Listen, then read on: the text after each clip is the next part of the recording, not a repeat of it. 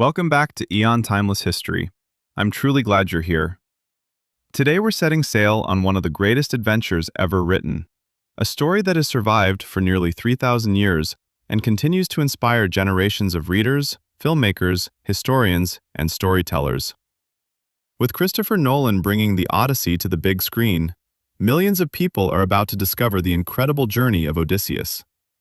But Hollywood can only show part of the story. The original epic is far richer, darker, and more profound than most people realize. It is a timeless exploration of courage, sacrifice, temptation, intelligence, and the relentless desire to return home. Before we begin, if you love ancient history, forgotten civilizations, legendary warriors, and the true stories behind history's greatest myths, subscribe to Eon Timeless History, like this video, and join our growing community of history enthusiasts. Now, let us travel back to the ashes of Troy and begin the greatest journey ever told. The Odyssey does not begin with monsters or magic. It begins with victory. After 10 brutal years of war, the mighty city of Troy finally falls. Thousands of warriors have died. Kingdoms have been exhausted. Entire generations have been shaped by a conflict that became one of humanity's greatest legends. While many Greek kings fought with strength, one man defeated Troy through intelligence. His name was Odysseus, King of Ithaca. It was his brilliant idea, the famous Trojan Horse, that ended a war no army could win by force alone. But as history often reminds us, winning a war is sometimes easier than returning home. Odysseus believes the hardest part of his life is finally over. His wife Penelope waits faithfully in Ithaca. His young son Telemachus barely remembers his father. His loyal subjects expect their king to return within weeks. 12 ships leave Troy, carrying battle-hardened warriors who dream only of seeing their families again. None of them realize that their greatest battle has not yet begun.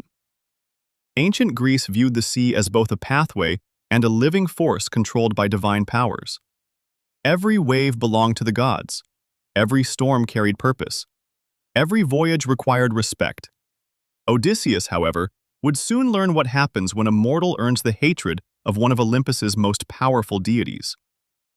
Their first destination is the city of Ismarus, home of the Cicons. The Greeks quickly overwhelm the defenders, taking supplies and treasures with little resistance. Odysseus urges his men to leave immediately. Years of warfare have taught him that victory creates dangerous overconfidence. But his exhausted soldiers ignore his warning. They feast, celebrate, drink heavily, and waste precious time. The Cicons regroup with reinforcements from neighboring settlements.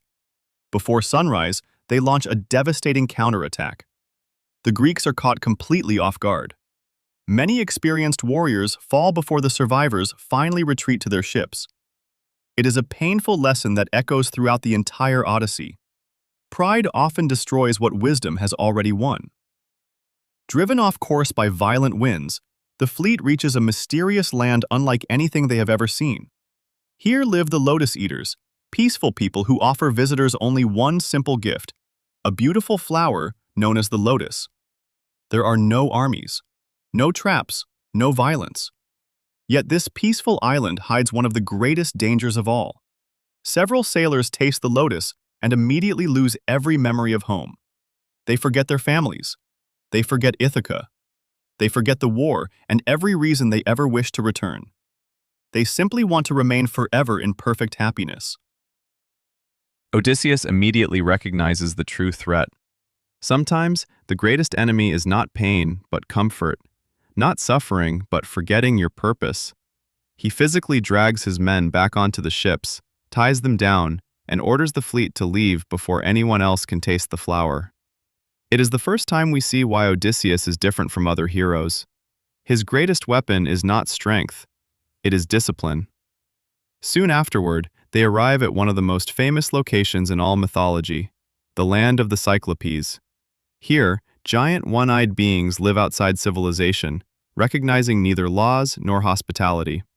Odysseus and several companions enter a massive cave filled with food, believing its owner will welcome guests according to sacred Greek tradition. Instead, they encounter Polyphemus, a gigantic Cyclops and son of Poseidon himself. Without hesitation, the monster seals the cave entrance with an enormous boulder and begins eating Odysseus's men alive. Every attempt to fight seems hopeless. The giant's strength is overwhelming. But Odysseus understands something important. Strength can often be defeated by intelligence. He offers Polyphemus powerful wine taken from Troy. Never having tasted such drink before, the Cyclops becomes heavily intoxicated. When asked his name, Odysseus cleverly replies, "Nobody." Once the giant falls asleep, Odysseus and his surviving men sharpen a massive wooden stake, heat it in the fire until it glows, and drive it into Polyphemus's single eye. Blinded and screaming, the Cyclops calls for help. Other Cyclopes ask who is attacking him. He shouts, "Nobody is hurting me." Believing no danger exists, they leave. The next morning, Polyphemus sits at the cave entrance, feeling each sheep as it exits, expecting the Greeks to ride on their backs. Instead, Odysseus ties every man beneath the sheep, allowing them to escape unnoticed. It is one of history's greatest examples of strategic thinking. Yet at the very moment of victory, Odysseus makes the greatest mistake of his journey. Unable to resist his pride, he shouts back across the sea, revealing his true identity. Furious and helpless, Polyphemus raises his hands toward the heavens and begs his father Poseidon for revenge. His curse becomes the defining tragedy of the Odyssey. If Odysseus must return home, let him arrive alone, after suffering beyond imagination. From that moment onward, the sea itself becomes his enemy. The battered survivors eventually reach Aeolia, floating island of Aeolus, master of all winds. Welcoming the famous king with generosity, Aeolus listens carefully to the tale of Troy and rewards Odysseus with an extraordinary gift: a leather bag containing every dangerous wind in existence. Only one gentle west wind remains outside the bag, pushing the fleet directly toward Ithaca. For 9 days, everything goes perfectly. The mountains of home finally appear on the horizon. Odysseus, exhausted after steering continuously, falls asleep. His curious sailors begin among themselves. They suspect the mysterious bag contains gold and treasure secretly kept from them. Ignoring every warning, they untie it. Instantly, every imprisoned wind erupts into a catastrophic storm. The ships are blown all the way back across the sea. When Odysseus returns seeking help, Aeolus sadly refuses. He concludes that any man hated so deeply by the gods cannot be saved. The journey continues toward one of the darkest encounters in the epic. The Laestrygonians appear at first to be ordinary people. They are anything but. Towering giants suddenly attack from towering cliffs, throwing enormous boulders that crush entire ships in seconds. Spears larger than trees rain down upon helpless sailors. 11 of Odysseus's 12 ships are destroyed. Hundreds of loyal companions perish. Only Odysseus's own vessel survives because he wisely anchored outside the narrow harbor entrance. His once mighty fleet has become a single desperate ship. Every loss now carries even greater weight. The remaining sailors eventually reach the mysterious island of Aeaea, ruled by the immortal enchantress Circe. At first, she welcomes them warmly. Food is prepared. Wine is served. Songs fill the air. Then the illusion shatters. Using enchanted potions, Circe transforms Odysseus's men into pigs, while their human minds remain fully aware inside animal bodies. Only one sailor escapes to warn the king. As Odysseus marches toward Circe's palace, the messenger god Hermes appears. He offers a magical herb called moly, capable of protecting mortals from powerful enchantments. When Circe attempts the same spell upon Odysseus, nothing happens. For the first time in centuries, someone resists her magic. Recognizing extraordinary destiny, Circe restores every sailor to human form. What follows surprises many modern readers. Rather than enemies, Circe and Odysseus become allies. His exhausted crew spends an entire year resting, recovering, feasting, and healing from unimaginable trauma.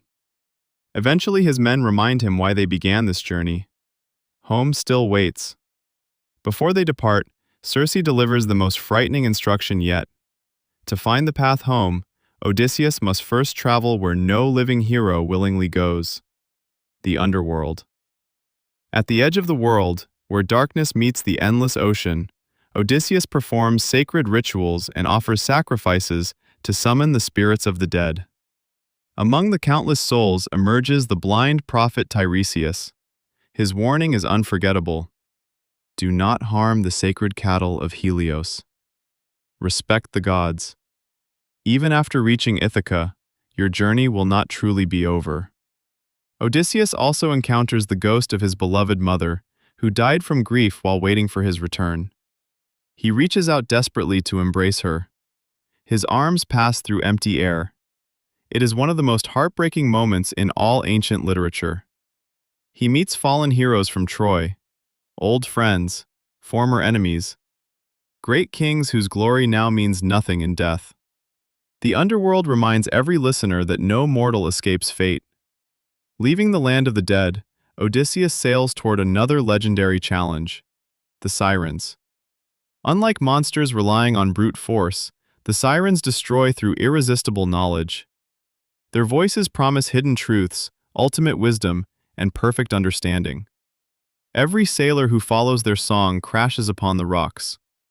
Following Circe's instructions, Odysseus orders beeswax placed inside every sailor's ears. He alone wishes to hear their voices. His men tie him tightly to the mast. As the haunting song fills the air, Odysseus screams, begs, and commands them to release him. They refuse. Bound by ropes, he survives temptation that no free man ever could. Sometimes wisdom requires accepting limits on our own freedom. The voyage grows even more dangerous. Ahead lies a narrow strait guarded by two unstoppable horrors. On one side waits Charybdis, a monstrous whirlpool capable of swallowing entire ships. On the other waits Scylla, a terrifying creature with 6 long necks ending in monstrous heads. Circe had already explained the impossible choice. Lose 6 men, or lose everyone. Odysseus chooses the lesser tragedy. As the ship hugs Scylla's cliffs, 6 sailors are snatched screaming into the air. Odysseus watches helplessly. A king cannot always save everyone. Leadership sometimes means carrying unbearable guilt. After escaping the strait, they finally reach the beautiful island of Thrinacia, sacred home of Helios's immortal cattle. Both Tiresias and Circe warned them repeatedly. Do not touch these animals. Then disaster strikes. Storms trap the crew for an entire month. Food disappears. Hunger grows unbearable.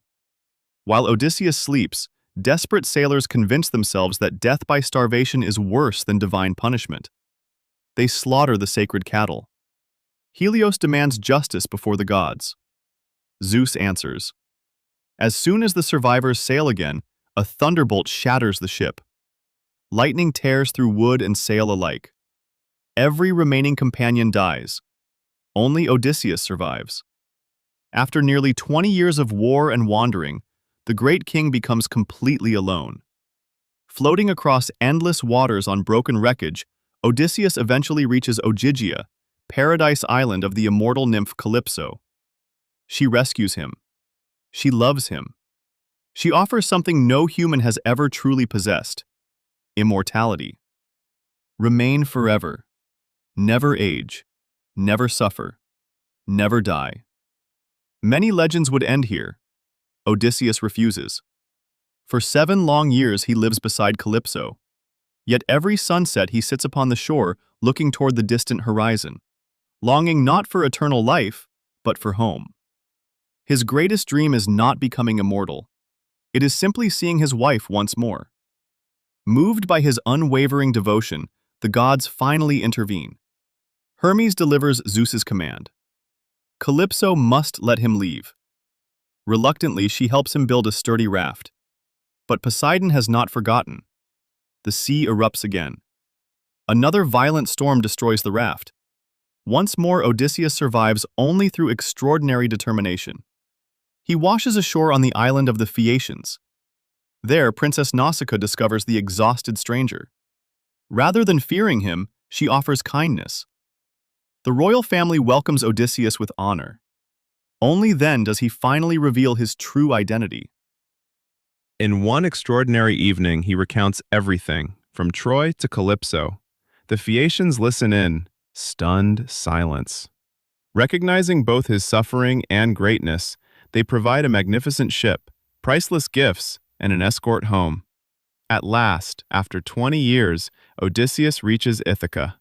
But home is changed.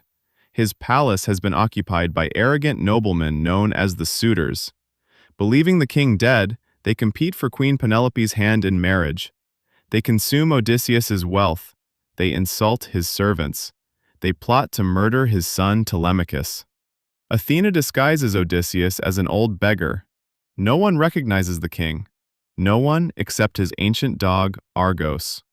Old, weak, and moments from death, Argos lifts his head, recognizes his beloved master after 20 years, gently wags his tail, and dies peacefully.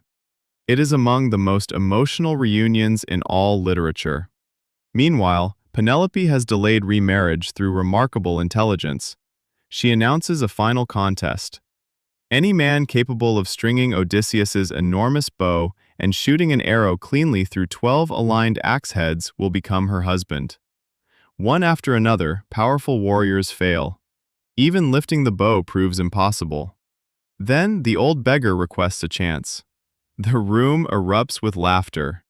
Odysseus effortlessly strings the bow. Silence falls. The arrow flies. It passes perfectly through every axe head. Then the beggar stands tall. His disguise disappears. The true King of Ithaca has returned. Justice arrives with terrifying speed. Together, Odysseus, Telemachus, and a handful of loyal servants eliminate every suitor who betrayed his household. Order is restored. The kingdom is reclaimed. Penelope, cautious even now, tests the stranger one final time. She orders servants to move their marriage bed. Odysseus immediately objects. The bed cannot be moved. He built it himself around the trunk of a living olive tree rooted deep within the palace. Only the real Odysseus could know that secret. At last, husband and wife embrace after 20 years apart. Their journey is finally complete. Yet the true reason the Odyssey still captivates the modern world is not because of monsters, magic, or gods. It is because every challenge represents something deeply human. The Lotus-Eaters symbolize forgetting our purpose. The Cyclops represents the danger of arrogance. The Sirens embody irresistible temptation. Scylla and Charybdis remind us that life often forces impossible choices. Calypso represents the comfort that can keep us from pursuing what truly matters. Every obstacle reflects struggles we still face today. That is why this ancient epic refuses to disappear. It speaks across thousands of years because human nature has changed far less than technology. Christopher Nolan's adaptation will undoubtedly introduce a new generation to this immortal masterpiece. But no film, no matter how spectacular, can fully capture every layer of Homer's epic. The original Odyssey is more than an adventure. It is the blueprint for nearly every hero's journey ever written. It inspired Roman epics, medieval legends, Renaissance literature, modern novels, blockbuster films, and countless stories that continue shaping our culture today. Odysseus was never the strongest warrior. He was never the fastest. He was never the most fearless. His greatest strength was perseverance. He refused to surrender. He refused to forget home. He refused to let failure become his identity. And perhaps that is why, after nearly 3,000 years, his name still echoes through history. If this incredible journey changed the way you see the Odyssey, let us know in the comments. Which challenge do you think was the greatest test of Odysseus? The Cyclops, the Sirens, Scylla and Charybdis, Calypso, or the final battle for Ithaca? We'd love to hear your thoughts, and we'll be reading as many comments as possible. If you enjoyed exploring one of history's greatest legends with us, don't forget to like this video, subscribe to Eon Timeless History, and turn on notifications so you never miss our next journey into the forgotten worlds of ancient civilizations, legendary rulers, lost empires, and timeless myths. Thank you for watching. Until our next adventure, keep exploring the stories that shaped humanity. And remember, history is never truly gone. It is simply waiting to be rediscovered. Now continue your journey by watching another episode from Eon Timeless History, where we uncover another extraordinary story from the ancient world. We'll see you in the next video.